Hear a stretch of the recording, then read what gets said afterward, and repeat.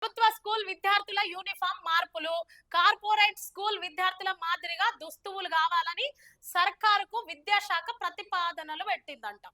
ఏమని పెట్టిందంటే corporate దుస్తువులు, corporate పిల్లలు చదువుకుంటుంటారు కదా, కార్పొరేట్ పెద్ద పెద్ద స్కూల్స్ ఉంటాయి, లక్షల్లో ఫీజులు వసూలు చేస్తుంటారు కదా, అలాంటి స్కూల్కు వెళ్ళే పిల్లల్లాగా సర్కార్ బడుల్లో ఎవరైతే చదువుకుంటున్నారో వాళ్లకు అలాంటి దుస్తువులు కావాలని చెప్పేసి ఎవరు మన విద్యాశాఖ ప్రతిపాదనలు సర్కారుకు పెట్టిందంట.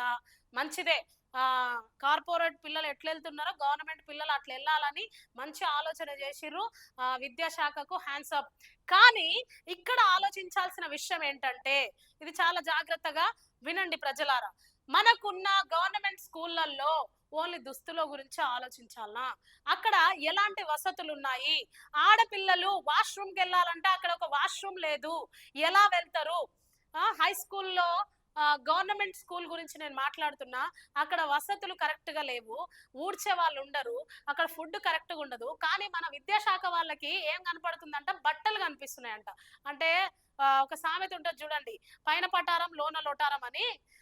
పైనేమో దుస్తువులు మంచిగా హైఫై వేసుకొని పోవాలంట, లోపల చూస్తే మొత్తము మేడిపండు చూడ మేలిమైండును, పొట్ట విప్పి చూస్తే మన గవర్నమెంట్ అంతా పురుగులుండును.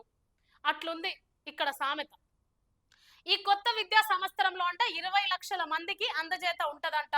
నేనేం అడుగుతున్నా అంటే, కార్పొరేట్ బట్టలు దుస్తువులు తీసుకురావాలన్న ఆలోచన మంచిదే అయినప్పటికీ, నా ఆలోచన కావచ్చు, ఆ పేద ప్రజల ఆలోచన కావచ్చు, మంచి చదువును అందజేయాలని మేము కోరుకుంటున్నాం. ఉచిత విద్యను మంచిగా అందజేయాలని మేము కోరుకుంటున్నాము. అక్కడ ఉన్న టీచర్స్ని కావచ్చు, యాజమాన్యాన్ని కావచ్చు, అక్కడ మంచిగా ముందుకు తీసుకెళ్లాల్సిందిగా మేము కోరుకుంటున్నాం.